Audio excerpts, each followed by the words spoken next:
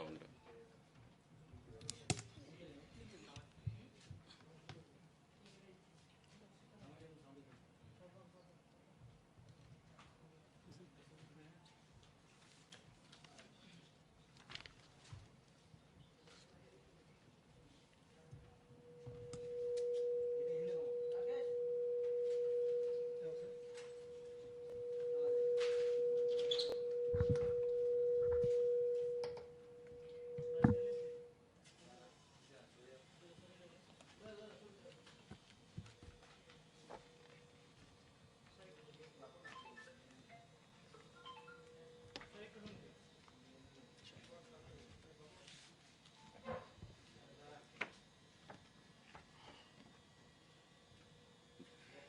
সাংবাদিক বন্ধুরা, বরাবরের মতোই আমাদের আজকের ক্যাবিনেট বৈঠক সম্পন্ন হয়েছে। যারা উপস্থিত আছেন তাদের মাধ্যমে আমরা আজকে ক্যাবিনেট সিদ্ধান্তগুলো রাজ্যের জনগণের জন্য ঘোষণা করব। আমার সঙ্গে যিনি রয়েছেন সেক্রেটারি আইসিএ ডক্টর প্রদীপ চক্রবর্তী মহোদয়। ক্যাবিনেট ব্রিফিং এর পর আমাদের অন্যান্য যে কর্মসূচিগুলো রয়েছে রাজ্য প্রশাসনের বা সরকারের, সে বিষয়ে সেক্রেটারি মহোদয় আপনাদেরকে অ্যাপ্রাইজ করবেন। আপনারা দীর্ঘক্ষণ ধরে অপেক্ষা করছেন। আমি বিলম্ব না করে আজকের ক্যাবিনেট মিটিংয়ের যে সিদ্ধান্তগুলো সেগুলো আপনাদের উদ্দেশ্যে ঘোষণা করতে চাইছি। আপনারা জানেন যে আমাদের লাস্ট ক্যাবিনেটে সিদ্ধান্ত হয়েছিল স্বরাষ্ট্র দপ্তর সারা রাজ্যে স্পেশাল এক্সিকিউটিভ নিয়োগ করবে এবং এটা ঘোষণাও হয়েছে মাধ্যমিক পাস হতে হবে, অর্থাৎ মাধ্যমিক পাস অনওয়ার্ডস যে কোনো যুবক যুবতী সেটা অ্যাপ্লাই করবে এবং এই স্পেশাল এক্সিকিউটিভ প্রতি জেলার এসপিরা ডিজিপিকে তাদের রিকুইজিশন জানাবে এবং প্রতিটি জেলায় যে পিএস পুলিশ স্টেশন বা থানাগুলো রয়েছে সেই থানার মাধ্যমে অ্যাপ্লিকেশন প্রসেস হবে। তারপর এসপি এবং এসপি থেকে পরবর্তী সময়ে ডিজিপি লেভেল সেগুলো সিদ্ধান্ত গ্রহণ করবে। আজকে ক্যাবিনেট মিটিংয়ে সেটা সিদ্ধান্ত হয়েছে যে আমাদের যে শিক্ষাগত যোগ্যতা সেটা অষ্টম পাস থেকে ধরা হয়েছিল, সেটাকে মডিফাই করে দশম অর্থাৎ মাধ্যমিক পাস সেটা করা হয়েছে এবং ফিনান্স দপ্তর তাতে অনুমোদন দিয়েছে, স্বরাষ্ট্র দপ্তর তাতে অনুমোদন প্রদান করেছে। আমাদের এই স্পেশাল এক্সিকিউটিভ অনারেরিয়াম প্রদান করতে গিয়ে বছরে প্রায় 82 কোটি টাকা খরচ করা হবে। 82 crore প্রয়োজন এই 6067 জন স্পেশাল এক্সিকিউটিভকে বেতন প্রদানে এবং ফিনান্স দপ্তর তাতে অনুমোদন প্রদান করেছে। আমাদের আরেকটা গুরুত্বপূর্ণ সিদ্ধান্ত, proposal for creation and filling up of 8 numbers of vacant posts of food safety officer group B gazetted under the health and family welfare department. স্বাস্থ্য দপ্তরের অধীন ফুড সেফটি অফিসার যেটা group B gazetted post, TPSC গত কয়েক মাস আগেই পরীক্ষা গ্রহণ করেছে এবং সমস্ত কোডাল যে ফর্মালিটিস গুলো সেগুলো ফুলফিল করে রেখেছে, কিন্তু যে কোনো প্রসিজারাল ডিলের কারণে সেগুলো অ্যাপয়েন্টমেন্ট দেওয়া যায়নি। আজকে ক্যাবিনেট সেটা সিদ্ধান্ত গ্রহণ করেছে যে এই 8 জন food safety officer under health and family welfare department সেগুলোকে আগামী 1 সপ্তাহের মধ্যে তাদেরকে অফার এবং পোস্টিং প্রদান করা হবে। যারা selected candidates, already candidates have been selected by TPSC তাদেরকে সিলেকশন দিয়ে রেখেছে, সেগুলো আগামী 1 সপ্তাহের মধ্যে পোস্টিং, অফার এবং পোস্টিং দুটোই প্রদান করা হবে। সমস্ত প্রক্রিয়া সেখানে শেষ করা হয়েছে। আমাদের আজকে সিদ্ধান্ত গ্রহণ করা হয়েছে যে election department 18 number of posts for computer assistants, এটা ডাইরেক্ট রিক্রুটমেন্ট হবে। নির্বাচন দপ্তর 18খানা পোস্ট আমাদের কম্পিউটার অ্যাসিস্ট্যান্ট, আপনারা জানেন নির্বাচন সামনে রয়েছে, লোকসভা নির্বাচন, ত্রিপুরা রাজ্যে নির্বাচন প্রতি বছরই হয়, তাই কম্পিউটার জানা মেল ফিমেল প্রয়োজনীয়তা রয়েছে তাদের নির্বাচন দপ্তরে। তাই রাজ্য নির্বাচন দপ্তর 18 জন junior computer assistant by direct recruitment নির্বাচন দপ্তর সেখানে নিয়োগ করবে, আজকে সিদ্ধান্ত গ্রহণ করা হয়েছে। তাদের যে কোয়ালিফিকেশন সেটা প্রয়োজন, at least Madhyamik or higher secondary or its equivalent examination, 1 year diploma in computer application from recognized university or government recognized computer institute, আর তার আমাদের data entry, having experience in data entry both in English and Bengali, Bangla এবং ইংরাজিতে data entry জানতে হবে। তারপর হবে main exam, তারপর হবে ভাইভা বসি, অর্থাৎ সারা দেশের সঙ্গে সামঞ্জস্য রেখে তারপর হবে ভাইভা বসি, অর্থাৎ সারা দেশের সঙ্গে সামঞ্জস্য রেখে ত্রিপুরা রাজ্যেও এই সিস্টেম চালু করা হচ্ছে যে একটা কম্পিটিটিভ, যে আমাদের এক্সামিনেশন, কম্বাইন্ড কম্পিটিটিভ এক্সামিনেশন, সেটা এবার এখন থেকে চালু হবে এবং প্রিলিমস হবে প্রথম 100 মার্কের, সেখানে সিলেকশন থাকবে। যারা প্রিলিমস ক্লিয়ার করবে তারা মেইন এক্সামে যাবে, তাদের চয়েসের সাবজেক্টের উপর এক্সাম হবে এবং পরবর্তী সময়ে ভাইভা বসি হবে। তার মাধ্যমে নাম্বার অফ এলিজিবল ইঞ্জিনিয়ার্স যারা ক্লিয়ার করবে 3টা ধাপ, তারা সেখানে রাজ্যে ইঞ্জিনিয়ারিং সার্ভিস যেটা আগে ছিল তার থেকে বেরিয়ে এসে এটা মডিফাই করা হয়েছে, তারা ইঞ্জিনিয়ারের অফার তাদেরকে দেওয়া হবে। এটা আজকে সিদ্ধান্ত গ্রহণ করা হয়েছে। এক্সাম টিপিএসসি করবে, এক্সাম করবে টিপিএসসি আগে ইঞ্জিনিয়ারিং সার্ভিস করতো, এখন that the same process, I mean prelims has been added. আমাদের কাউন্সিল অফ মিনিস্টার্স আজকে সিদ্ধান্ত গ্রহণ করা হয়েছে, proposal for amendment of Tripura health service. আমাদের যে ত্রিপুরা হেলথ সার্ভিস রয়েছে, যাদের মাধ্যমে ডক্টররা নিয়োগ পান, আমাদের বিভিন্ন হাসপাতালে যারা চাকরি করছেন, চাকরিরত রয়েছেন, সেখানে আগে বা বর্তমানে আমাদের হেলথ সার্ভিসের একটা ক্যাটাগরি ছিল যারা এন্ট্রি ডাইরেক্ট যারা চাকরিতে ঢুকতো, সেটা কি হিসাবে? General duty medical officer cadre, general duty medical officer cadre, তারা এই হিসাবে আগে চাকরিতে ঢুকত। বর্তমানে এই জেনারেল ডিউটি মেডিকেল অফিসার যে ক্যাডার, তার সংখ্যা হচ্ছে 1480 ত্রিপুরা রাজ্যে।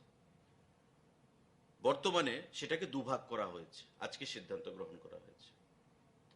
দুভাগ করে আমরা টোটাল সংখ্যাটাকে আমরা নিয়ে যাব 2170-এ এবং নাম্বার অফ পোস্ট যেটা ইনক্রিজড, বৃদ্ধি করা হয়েছে, সেটা হচ্ছে 690, অর্থাৎ বর্তমান রয়েছে 1480, পোস্টের সংখ্যা বৃদ্ধি করা হয়েছে 690, অর্থাৎ টোটাল হচ্ছে 2170। আর জেনারেল ডিউটি মেডিকেল অফিসার যে ক্যাডার, যারা এমবিবিএস পাস করত, তারা সেই পরীক্ষা দিতে পারত। আজকে তার সঙ্গে যে 690 যেটা ইনক্রিজ করা হয়েছে, তাদেরকে স্পেশালিস্ট আকারে নেওয়া হবে এবং সুপার স্পেশালিস্ট আকারে নেওয়া হবে। এবং স্পেশালিস্টের জন্য যারা স্পেশালিস্টের এই 690 এর মধ্যে স্পেশালিস্ট হিসেবে আসতে চাইবে তাদের শিক্ষাগত যোগ্যতা থাকবে এমডি বা এমএস বা ডিএনবি। আর যারা সুপার স্পেশালিস্ট হিসেবে আসতে চাইবে তাদের থাকবে ডিএম অথবা এমসিএইচ। এই মেডিকেল কোয়ালিটি তাদের মধ্যে থাকতে হবে। অর্থাৎ আমরা দেখতে পাই যে আগে মেডিকেল অফিসার হিসেবে যারা আসতো এমবিবিএস, তারা ঢুকতো চাকরিতে, তাদেরকে জেনারেল ডিউটি মেডিকেল অফিসার হিসেবে গণ্য করা হতো। পরবর্তী সময়ে তারা এমডি করার জন্য বাইরে যেত, আবার এমডি করে এসে আবার জয়েন করত, বা অনেক সময় রাজ্যের বাইরেই তারা অন্য বিভিন্ন জায়গায় চাকরিতে সেটেল করে নিত নিজেদেরকে। কিন্তু বর্তমানে যেহেতু আমাদের number of sub divisional hospital, আমাদের কমিউনিটি হেলথ সেন্টার, আমাদের প্রাইমারি হেলথ সেন্টার, এগুলোর সংখ্যা বৃদ্ধি পাচ্ছে এবং স্বাস্থ্য পরিষেবারও অনেক উন্নয়ন ঘটেছে ত্রিপুরা রাজ্যে আমাদের সরকার প্রতিষ্ঠিত হওয়ার পর। কারণ আপনারা জানেন আমাদের রাজ্যে এখন বাইপাস সার্জারি থেকে শুরু করে ওপেন হার্ট সার্জারি থেকে শুরু করে বিভিন্ন ক্রিটিক্যাল যে অপারেশনগুলো, সার্জারিগুলো, ট্রিটমেন্টগুলো, নিউরো সার্জন থেকে শুরু করে আমরা অনেক নিযুক্তি দিয়েছি। এবং সেটাকে আরো সামনের দিকে এগিয়ে নিয়ে যাওয়ার জন্য আমাদের রাজ্যের মাননীয় মুখ্যমন্ত্রীও একজন পেশায় ডক্টর, উনি সিদ্ধান্ত গ্রহণ করেছেন, উনি স্বাস্থ্য দপ্তরের মন্ত্রী, উনি সিদ্ধান্ত গ্রহণ করেছেন যে এই জেনারেল ডিউটি মেডিকেল অফিসার যে ক্যাডার, তার থেকেও সংখ্যাটাকে বৃদ্ধি করে, যেটা বর্তমানে 1480 রয়েছে, সেই সংখ্যাটাকে 690 বৃদ্ধি করা হবে এবং সংখ্যাটা টোটাল দাঁড়াবে 2170 নাম্বার অফ আমাদের টোটাল স্ট্রেংথ ডাক্তারের। এর মধ্যে স্পেশালিস্ট ডক্টরও থাকবে, সুপার স্পেশালিস্ট ডক্টরও থাকবে। যারা এমডি, এমএস বা ডিএনবি করেছেন তারা স্পেশালিস্ট হিসেবে নিযুক্তি পাবেন, এবং যারা ডিএম এবং এমসিএইচ করেছেন তারা সুপার স্পেশালিস্ট হিসেবে নিযুক্তি পাবেন। তো এটা আগামী দিনে আমাদের স্বাস্থ্য সেক্টরে, বিভাগে এটা বৈপ্লবিক সিদ্ধান্ত, আজকে ক্যাবিনেটে সিদ্ধান্ত গ্রহণ করা হয়েছে। এবং দীর্ঘদিন ধরেই ডাক্তারদের এবং যারা মেডিকেলের সঙ্গে যুক্ত রয়েছেন, এমবিবিএস বা মেডিকেল সায়েন্সে পাঠরত, তাদের কাছ থেকে দীর্ঘদিন ধরেই এই দাবি আসছিল। এবং আজকে ক্যাবিনেটের অনুমোদন পাওয়ার পর আগামী দিনে স্বাস্থ্য দপ্তর ত্রিপুরার স্বাস্থ্য পরিষেবাকে আরো সমৃদ্ধশালী করার জন্য, শক্তিশালী করার জন্য এই সিদ্ধান্তগুলো নিয়েছে, যা খুব শীঘ্রই এটা কার্যকর করা হবে। আমাদের স্বাস্থ্য দপ্তরের আরেকটা গুরুত্বপূর্ণ সিদ্ধান্ত, constitution of health selection recruitment in different technical posts of Group B, Group C and Group D vacancies under the Health and Family Welfare Department. আপনারা নিশ্চয়ই জানবেন সাংবাদিক বন্ধুরা, আমাদের technical post of group B, group C and group D vacancies under health and family welfare department. অর্থাৎ একটা committee থাকবে, এই কমিটি স্বাস্থ্য দপ্তরের গ্রুপ বি, গ্রুপ সি এবং গ্রুপ ডির যে টেকনিক্যাল পোস্টগুলো, সেগুলোকে পরীক্ষার মাধ্যমে নিয়োগপত্র দেবে। কারা কারা এই কমিটিতে থাকবেন? এই কমিটিতে চেয়ারম্যান হিসেবে থাকবেন additional secretary health and MD NHM government of Tripura as chairman, additional secretary health and MD NHM national health মিশনের যিনি এমডি।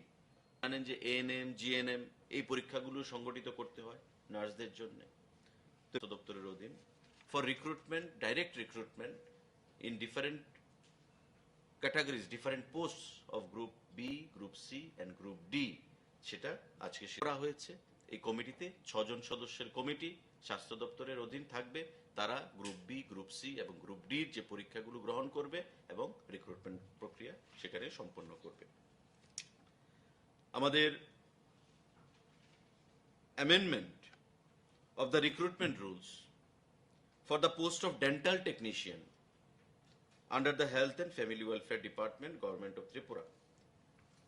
আমাদের যে ডেন্টাল টেকনিশিয়ানের যে রিক্রুটমেন্ট হতো, সেটা আগে কোয়ালিফিকেশন প্রয়োজনীয় ছিল higher secondary with science from a recognised board, diploma in dental technician course from a recognised institution.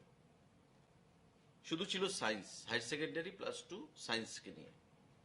আর এখন করেছে higher secondary plus 2 stage science with physics, chemistry and বায়োলজিও থাকতে হবে।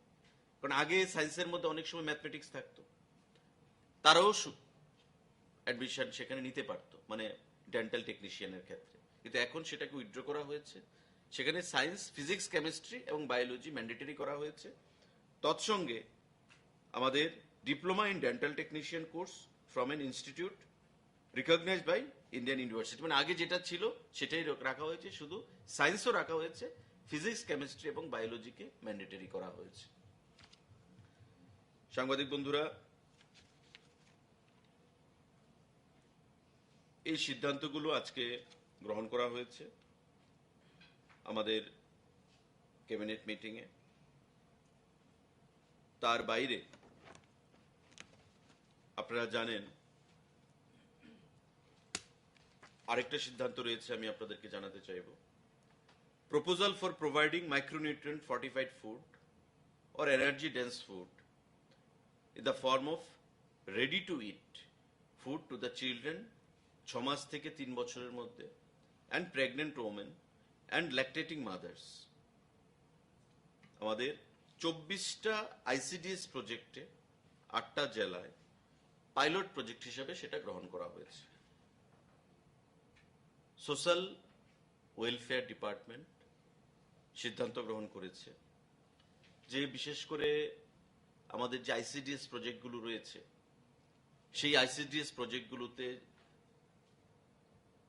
মায়েরা যারা, প্রেগনেন্ট মহিলারা বা ল্যাকটেটিং মাদার্সরা যারা রয়েছেন, যারা সুষম খাদ্য বা প্রোটিন, ভিটামিন যুক্ত খাদ্য থেকে বঞ্চিত হন, গরিব অংশের মানুষ বিশেষ করে, তাদেরকে প্যাকেটে থাকবে সেই প্যাকেট ফুড প্রদান করা হবে।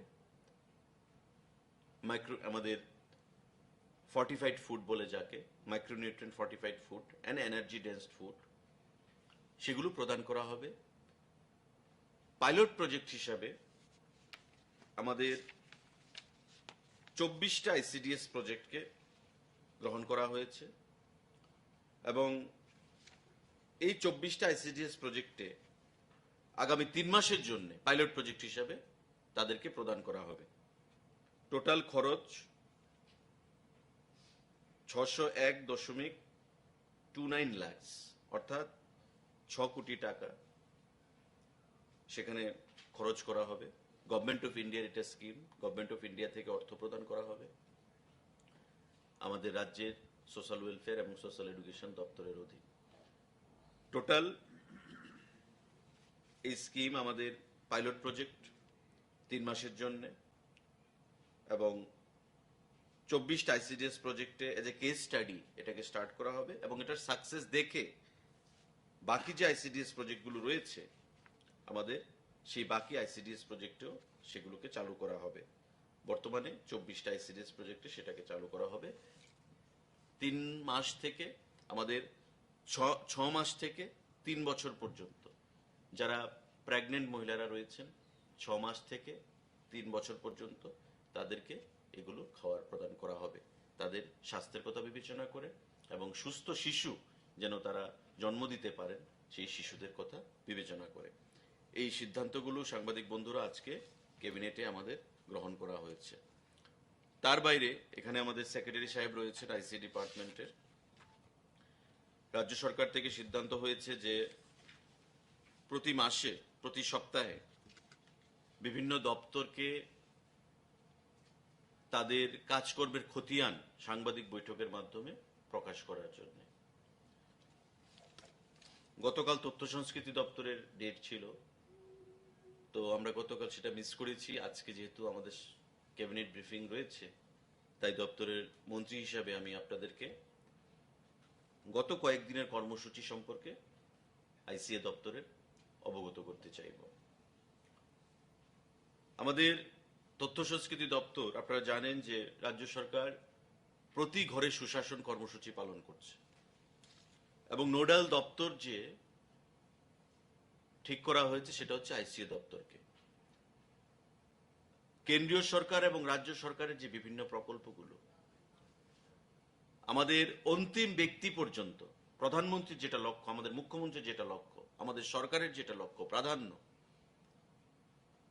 যে অন্তিম ব্যক্তি পর্যন্ত প্রশাসনকে পৌঁছে দেওয়া, সুশাসনকে পৌঁছে দেওয়া, এবং সেই লক্ষ্যমাত্রা রেখে আমাদের রাজ্য সরকার সারা রাজ্যের প্রতিটি পঞ্চায়েত, প্রতিটি ভিলেজ কমিটি, ব্লক, জেলা এবং রাজ্য স্তরে পৌর পরিষদ, 19টা পৌর নগর পঞ্চায়েত এবং পৌর পরিষদ এবং আমাদের আগরতলা পৌর নিগম, টোটাল 20খানা, প্রত্যেকটি ওয়ার্ডে সুশাসনের সে কর্মসূচি বা ক্যাম্পেইন আমাদের চলছে, যেটা গত 17 তারিখ চালু হয়েছিল মাননীয় মুখ্যমন্ত্রী, উপমুখ্যমন্ত্রীর হাত ধরে। যারা অফিসাররা রয়েছেন, মন্ত্রীরা রয়েছেন, বিধায়করা রয়েছেন, তাদের প্রত্যেককে দায়িত্ব দেওয়া হয়েছে প্রতিটি জেলায় জেলায় বিকাশ মেলা, আমাদের বিভিন্ন ব্লকে প্রতিটি দপ্তরের স্টলের মাধ্যমে মানুষকে বিভিন্ন সার্ভিস প্রদান করা এবং স্যাচুরেশন লেভেলে প্রতিটা পঞ্চায়েতে কি করে আমাদের সুশাসনের যে ক্যাম্পেইন সেটাকে পৌঁছে দেওয়া যায় সে বিষয়ে রাজ্য সরকার কাজ করছে এবং সেটা কাজটা সম্পূর্ণ তদারকি করছেন, সম্পূর্ণ এক্সিকিউট করছেন বা ইমপ্লিমেন্ট করছে আমাদের আইসিএ দপ্তর। রাজ্য সরকারের ফিনান্স দপ্তর থেকে অর্থ দিয়ে সাহায্য করা হচ্ছে। প্রতি সপ্তাহে সপ্তাহে আমাদের সেক্রেটারি আইসিএ ডিএমদের সঙ্গে রিভিউ মিটিং করছেন। চিফ সেক্রেটারি স্বয়ং তার খতিয়ান প্রতি ক্যাবিনেট মিটিংয়ে নিচ্ছেন, মাননীয় মুখ্যমন্ত্রী নিচ্ছেন এবং এই যে প্রতি করে সুশাসন যে কর্মসূচি এখন পর্যন্ত পাওয়া যে আমাদের তথ্য তাতে করবেন জেলা ভিত্তিক, ব্লক ভিত্তিক, মহকুমা ভিত্তিক এবং রাজ্যে আমরা কি চেয়েছি, আমরা কোথায় ছিলাম এবং বর্তমানে আমাদের ফিগারটা কোথায় রয়েছে সেই বিষয়ে আমাদের মাননীয় মুখ্যমন্ত্রী টোটাল একটা খতিয়ান পেশ করবেন 30শে নভেম্বরের পর সুশাসন কর্মসূচি যখন সম্পন্ন হবে। আইসিইউ দপ্তর গত 17 তারিখ থেকে এই প্রতিগড়ে সুশাসন কর্মসূচি নিয়ে সারা রাজ্যে কাজ করে চলেছে। আমি ধন্যবাদ জানাবো মাননীয় সেক্রেটারি মহোদয়কে, ডাইরেক্টর আইসিএ কে এবং আইসিইউ দপ্তরের সঙ্গে যুক্ত প্রতিটি কর্মচারী, সরকারি কর্মচারী, অফিসারদেরকে এবং তৎসঙ্গে অবশ্যই রাজ্য সরকারের লাইন ডিপার্টমেন্টের বিভিন্ন যারা আমলারা রয়েছেন, নিচু স্তরে যারা কর্মীরা রয়েছেন, যারা গ্রাম স্তর পর্যন্ত আমাদের এই কর্মসূচিকে বাস্তবায়িত করার জন্য কাজ করে চলেছেন। সাংবাদিকদের জন্য Tripura health insurance scheme 2022 cabinet সিদ্ধান্ত হয়েছে, যারা অ্যাক্রিডিয়েটেড জার্নালিস্টরা থাকবে, সাংবাদিকরা থাকবে, তাদেরকে সে টাকা 3 লক্ষ টাকা সাংবাদিক বীমা প্রতি বছর প্রদান করা হবে। এবং আপনারা জানলে খুশি হবেন যে আমরা মোটামুটি একটা ফাইনাল স্টেজে চলে এসেছি। গত 3 দিন আগে সাংবাদিকদের এই যে বীমা তার টেন্ডারও ডাকা হয়েছে, 15 দিন 20 দিন সময় দেওয়া হয়েছে এবং আগামী ধরুন নভেম্বর মাসের ফার্স্ট উইকের মধ্যে আমরা জানতে পারবো কোন কোন বীমা কোম্পানি সেখানে পার্টিসিপেট করেছে এবং কারা সেই হেলথ যে স্কিম, আমাদের ইন্স্যুরেন্স স্কিম, কারা সেটা গ্রহণ করবে। আমাদের 21 থেকে 65 বছর পর্যন্ত যারা কর্মরত সাংবাদিকরা এই প্রকল্পের সুবিধা পাবেন, আপনারা নিশ্চয়ই আগে জেনেছেন। এবং 500-র বেশি সাংবাদিক ত্রিপুরা রাজ্যে, সারা রাজ্য থেকে তার বেনিফিট গ্রহণ করবে। সারা রাজ্যে এমনও সাংবাদিকরা রয়েছেন বিগত দিনে আমরা দেখেছি চিকিৎসার অভাবে তাদের মৃত্যুবরণ করতে হয়েছে, ভালো চিকিৎসা করাতে পারেননি। আমরা বিশ্বাস করি 500-র মতো যে সাংবাদিক আমরা শুধু আগরতলা কেন্দ্রিক নয়, সারা রাজ্যের প্রতিটি জেলা মহকুমা থেকে যারা অ্যাপ্লাই করেছেন অ্যাক্রেডিটেশনের জন্য আমরা সেটা প্রদান করব। আরো প্রায় 323 জন কর্মরত সাংবাদিককে আমরা অ্যাক্রেডিটেশন কার্ড প্রদান করব। এবং এই যে বীমা সেটা 80:20 রেশিওতে ফাইনাল করা হয়েছে। 80% দেবে রাজ্য সরকার এবং 20% দেবে বেনিফিশিয়ারি সাংবাদিক বন্ধুরা। অর্থাৎ ধরুন প্রিমিয়াম যেটা 5,000 টাকা যদি হয় প্রিমিয়াম বছরে, তবে 4,000 টাকা দেবে সরকার, 1,000 টাকা বছরে দেবে সাংবাদিক বন্ধুরা। আপনাদের কন্ট্রিবিউশন থাকবে 1,000 টাকা, 20% সাংবাদিকদের, আর সরকার দেবে 4,000 টাকা, অর্থাৎ 80%। আমরা খুব শীঘ্রই এটাকে চালু করব, টেন্ডার হয়ে গেছে। আমরা আশা করছি by the month of November আমরা এই সাংবাদিক বন্ধুদের এই দীর্ঘ যে অপেক্ষমান আমাদের এই ত্রিপুরা হেলথ ইন্স্যুরেন্স স্কিম 22 সেটাকে আমরা ঘোষণা করতে পারব। আইসিইউ দপ্তর, Tripura film and television institute, দীর্ঘ দিন ধরে আমরা প্রয়াস চালিয়ে যাচ্ছি। সত্যজিৎ রায় ফিল্ম ইনস্টিটিউট কলকাতার সঙ্গে, যেটা গভর্নমেন্ট অফ ইন্ডিয়ার I and B ministry, information and broadcasting মিনিস্ট্রির আন্ডারে রয়েছে, এবং it is one of the pioneers in film and television study in the country. Pune film institute, Satyajit Ray film institute, আমরা জানি এদের কতটা মূল্য রয়েছে। আমরা অনেক পরিশ্রম করে রাজ্য সরকার, আইসিএ দপ্তর, তথ্য সংস্কৃতি দপ্তর, সত্যজিৎ রায় ফিল্ম ইনস্টিটিউটের সঙ্গে আমরা কোলাবোরেশন করেছি, এবং গত 20 তারিখ পর্যন্ত, অর্থাৎ আজ পর্যন্ত যে শেষ সময় ছিল অ্যাপ্লিকেশন করার, বিভিন্ন films acting, film appreciation course, film production management, news anchoring, reporting and news room automation, এই যে কোর্সগুলো আমরা to start with initially short term আমরা কোর্স করব, তাতে করে আমরা দেখতে পাচ্ছি যে 17 তারিখ পর্যন্ত, হয়তো এটা বৃদ্ধি পাবে, 17 তারিখ পর্যন্ত আমাদের ডেটাটা রয়েছে। স্ক্রিন অ্যাক্টিং এ আমাদের 27টি অ্যাপ্লিকেশন জমা পড়েছে। ফিল্ম অ্যাপ্রিসিয়েশন 4 সপ্তাহের কোর্স, স্ক্রিন অ্যাক্টিং আমাদের 8 সপ্তাহের কোর্স, তাতে 27খানা অ্যাপ্লিকেশন জমা পড়েছে। ফিল্ম অ্যাপ্রিসিয়েশন 4 সপ্তাহের 60টি অ্যাপ্লিকেশন এসছে। ফিল্ম প্রোডাকশন ম্যানেজমেন্টে 10টি অ্যাপ্লিকেশন এসছে। নিউজ অ্যাঙ্কারিং, রিপোর্টিং এ নিউজ রুম অটোমেশনে সেখানে 13টি অ্যাপ্লিকেশন এসছে। আমরা আশা করব অ্যাপ্লিকেশনটা হয়তো আরো বাড়বে। আমাদের অর্থও প্রদান করা হয়েছে, প্রায় 5,74,00,000 টাকা অর্থ আমাদের কাছে রয়েছে, এবং 90% সাবসিডি দিয়ে আমরা সেটাকে ভর্তি করাবো। স্টুডেন্টদের কাছ থেকে কোনো অর্থ নেওয়া হবে না, শুধু 10% কোর্স ফি। এটা রেজিস্ট্রেশন ফিও বলা যায়, কোর্স ফিও বলা যায়, অনলি 10%, খুব নমিনাল একটা অ্যামাউন্ট যারা ক্যান্ডিডেটরা থাকবে তাদের কাছ থেকে গ্রহণ করা হবে। 90% অর্থ আমরা প্রদান করব। Tripura film and television institute একটা ম্যানেজমেন্ট কমিটি গঠন করা হবে, কিন্তু বর্তমানে কাজটা চালানোর জন্য ডাইরেক্টরের উপর দায়িত্ব রয়েছে, ডাইরেক্টর সমস্ত কাজকর্ম দেখছেন, এবং পিডব্লিউডি দপ্তরও সেখানে সম্পূর্ণরূপে কাজ করছে। আমরা আশা করব যে আমাদের 31 তারিখ আমরা লক্ষ্যমাত্রা ধার্য করেছি উদ্বোধন করার, কিন্তু কলকাতা থেকে বলা হয়েছে যে তারা আরো 5-7 দিন একটু সময় দিতে হবে, তাদের একটু টেকনিক্যাল কারণে। আমরা ধরে নিয়েছি যে 10th নভেম্বরের মধ্যে আমরা এই বহু প্রতীক্ষিত Tripura film and television institute in collaboration with Satyajit Ray film and television institute Kolkata, তাদের সঙ্গে আমাদের পথ চলা শুরু হবে। ত্রিপুরার যে যুবক যুবতীদের একটা ইচ্ছা, এবং আপনারা জানলে খুশি হবেন যে অনেক যারা চাকরিরত তারাও বলছে বয়সের কারণে তো আমরা ভর্তি হতে পারছি না, আমরা বয়সটাকে একটু রিল্যাক্সেশন দিয়ে দিয়েছি। গত কয়েকদিন আগে একটা অ্যাডমিনিস্ট্রেটিভ অ্যাপ্রুভাল নিয়ে তারাও সেখানে ভর্তি হতে পারবে। আমরা সেখানে পথ চলা নতুন করে শুরু করব। আপনারাও সবাই আমন্ত্রিত, কারণ আপনাদেরও সেখানে কোর্স করার সেখানে সুবিধা রয়েছে।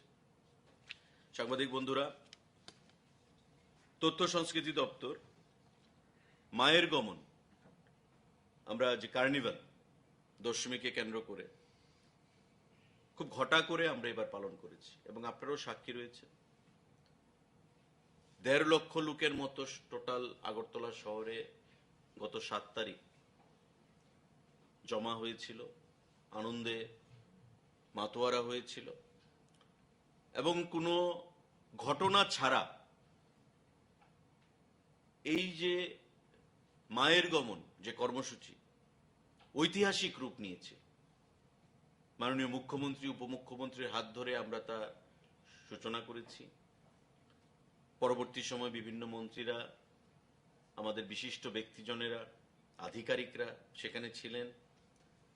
আগরতলা শহরের বিশিষ্ট ক্লাবগুলো, প্রায় 46টা ক্লাব আগরতলা শহরের, বিগ বাজেট থেকে শুরু করে ছোট মাঝারি বাজেটের যারা পুজো অর্গানাইজ করেছে, মায়ের পুজো, তারা সেখানে মায়ের গমনে পার্টিসিপেট করেছে, এবং তাদের থিম নিয়ে, সেটা ন্যাশনাল ইন্টিগ্রিটি বলুন, নেশার বিরুদ্ধে অভিযান বলুন, এক ত্রিপুরা শ্রেষ্ঠ ত্রিপুরা করার জন্য বলুন, বিভিন্ন ক্ষেত্রে তাদের থিম নিয়ে তারা পার্টিসিপেট করেছে 46টার মতো ক্লাব, এবং আমাদের 5টায় শুরু হয়েছে এই কর্মসূচি।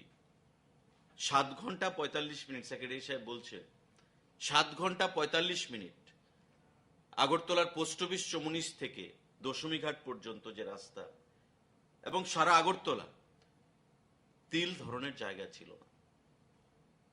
আমাদের কাছে যা হিসাব, প্রায় 1.5 লক্ষ মানুষ আগরতলা শহরে সেদিন মায়ের গমন কর্মসূচিতে সামিল হয়েছে, উৎসবে মাতোয়ারা হয়েছে, এবং এটাকে একটা ঐতিহাসিক রূপ প্রদান করেছে।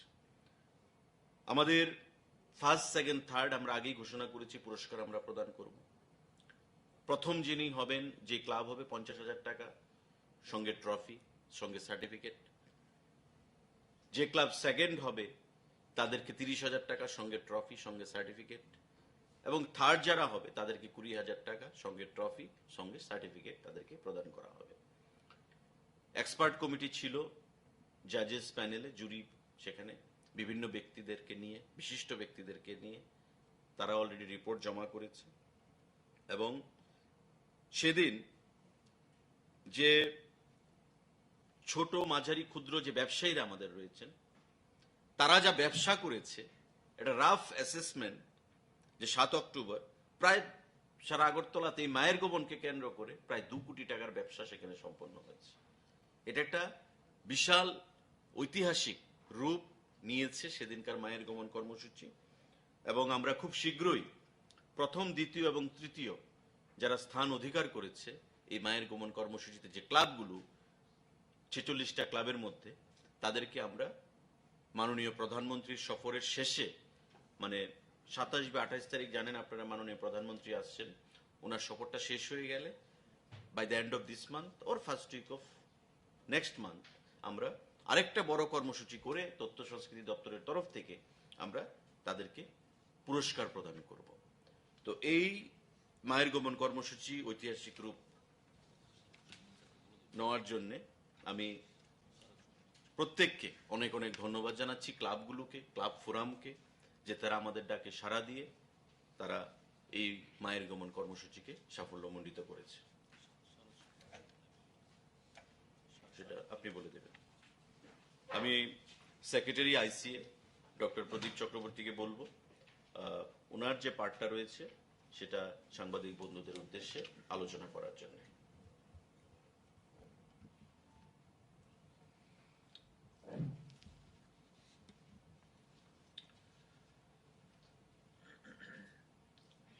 সাংবাদিক বন্ধুদের উদ্দেশ্যে বলছি যে মাননীয় মন্ত্রী মহোদয় আপনাদের যাবতীয় বিষয় তুলে ধরেছেন। আমি যেগুলি একটু সাপ্লিমেন্টারি যেগুলি আছে সেগুলি আমি বলছি। যেমন ধরুন, বিশেষ করে যেটা হয়ে গেছে বা কাজ চলছে আমাদের সুশাসনের, এটা 30শে নভেম্বর পর্যন্ত চলবে। এখন পর্যন্ত যা বোঝা যাচ্ছে যে বিকাশ মিটিং আমাদের প্রত্যেক ব্লক, আরবান লোকাল বডি, গ্রাম পঞ্চায়েত এবং ভিলেজ কমিটি এরিয়াতে যেটা চলছে, সেখানে টার্গেট হচ্ছে প্রত্যেকটা ব্লকে বিকাশ মিটিং, প্রত্যেকটা আরবান লোকাল বডি অর্থাৎ নগর পঞ্চায়েত, মিউনিসিপ্যাল কাউন্সিল এবং আগরতলা মিউনিসিপ্যাল কর্পোরেশন এবং ওয়ার্ডগুলিতেও সেখানে মিটিং হবে। এছাড়া গ্রাম পঞ্চায়েত এবং ভিলেজ স্তরে সেখানে বিকাশ মিটিং হবে। এটা একদিনের, একটা কয়েক ঘন্টার মধ্যে মিটিংটা হয় এবং সেখানে সিদ্ধান্ত হয় যে কি করে ফিল্ড লেভেল ক্যাম্প করবে এবং কি করে বিভিন্ন স্কিমের রূপায়ণ করা হবে এবং সার্ভিস বেনিফিসিয়ারিদেরকে প্রদান করা হবে। তা আমাদের এই যে স্তর আছে, বিভিন্ন স্তর যদি আমরা হিসাব করি, 1254টি এরকম বিকাশ মিটিং করার লক্ষ্য। তাতে এখন পর্যন্ত 1075টি বিকাশ মিটিং হয়ে গেছে, সেটা প্রায় 92%। মানে বিকাশ মিটিং প্রায় শেষের দিকে, আমাদের হয়তো আর কয়েকদিনের মধ্যে বিকাশ মিটিংগুলি শেষ হয়ে যাবে।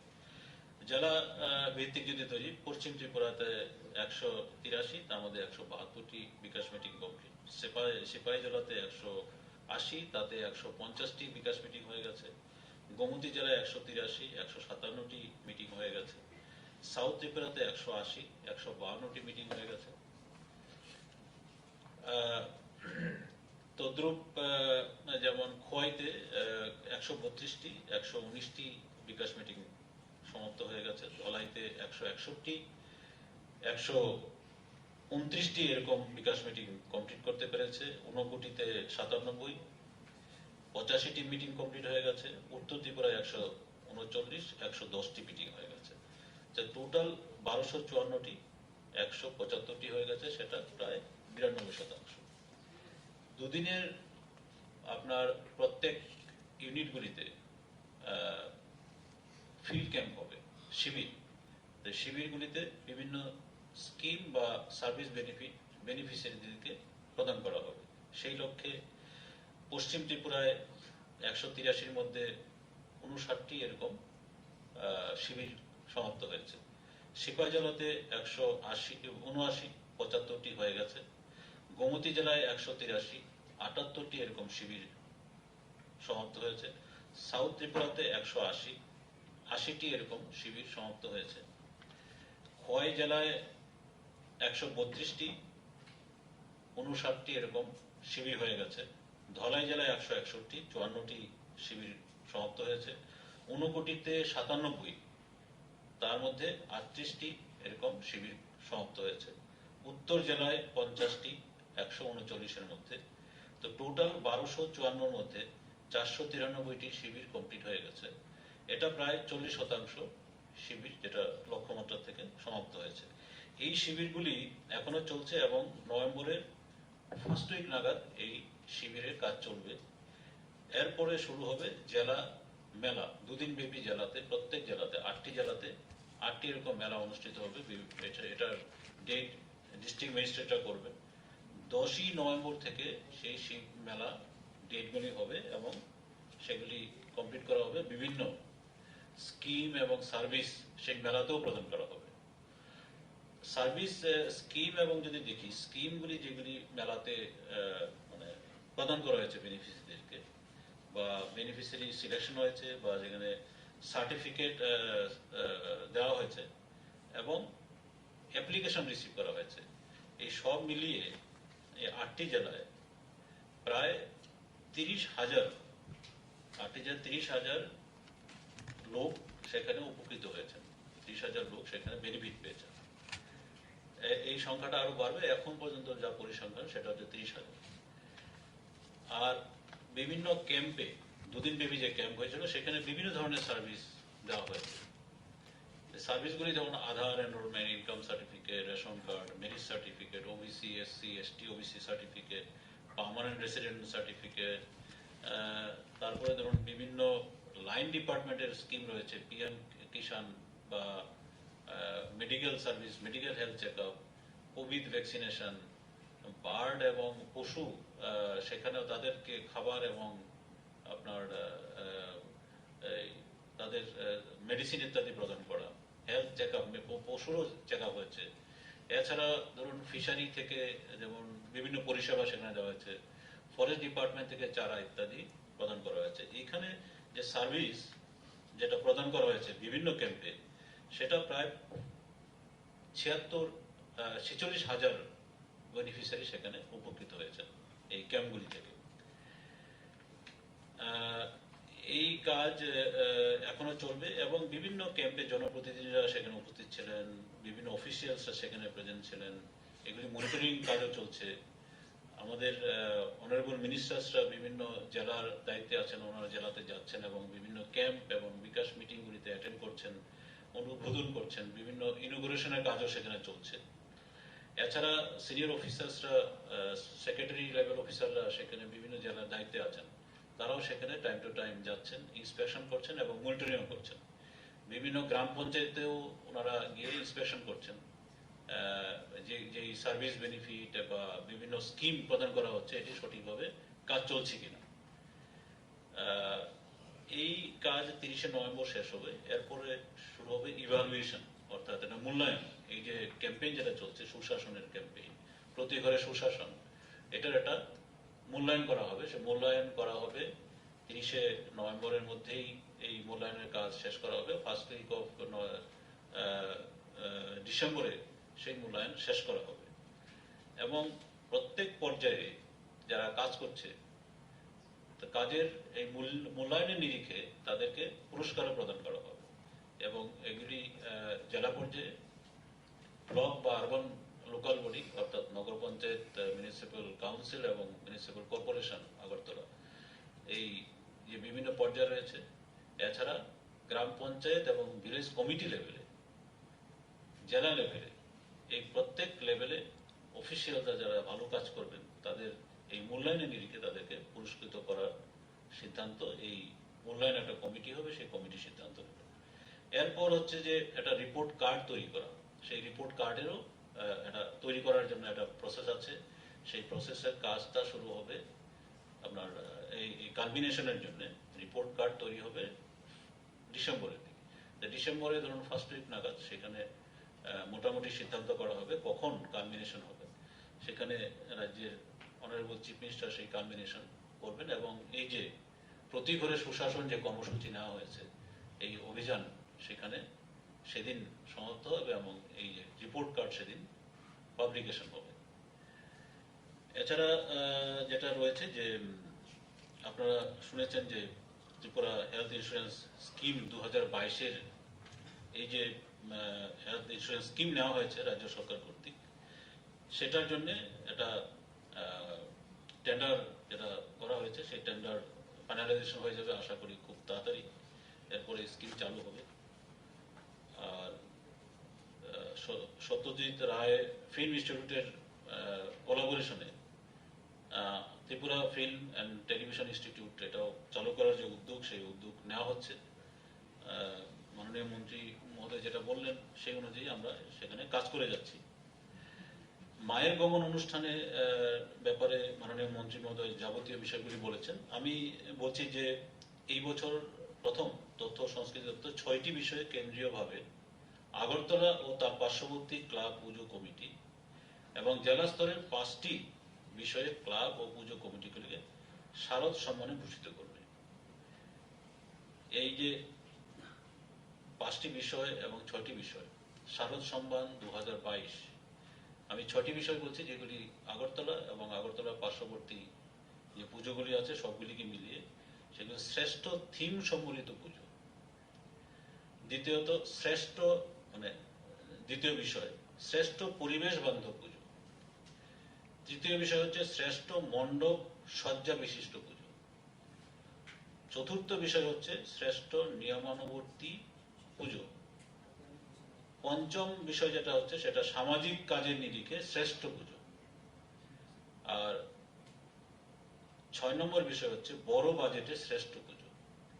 এই যে 6টি বিষয়, এই 6টি বিষয়ে পুরস্কৃত করা হবে। তার জন্য মূল্যায়ন কমিটি রয়েছে, সেই মূল্যায়ন কমিটির যে রিকমেন্ডেশন, সেই রিকমেন্ডেশন অনুযায়ী এই 6টি থিমে 6টি পুজো কমিটি বা পুজো ক্লাব তাদেরকে পুরস্কৃত করা হবে, শারদ সম্মানে ভূষিত করা হবে। আর প্রথম 5টি এই 6টির মধ্যে 5টি হবে আগরতলা, শারদ সম্মান ভূষিত করা হবে। কেন্দ্রীয়ভাবে একটা দিন হবে, সেই দিনে টাইম, সেই টাইম অনুযায়ী এবং দিন অনুযায়ী আমরা সেখানে শারদ সম্মানে ভূষিত করব বিভিন্ন ক্লাব এবং সামাজিক সংস্থাগুলিকে। ধন্যবাদ সবাইকে। নাম না না এটা আমার আসি, আমাদের কাছে করতে পারবো না। কি নাম? কারা কারা পাইব?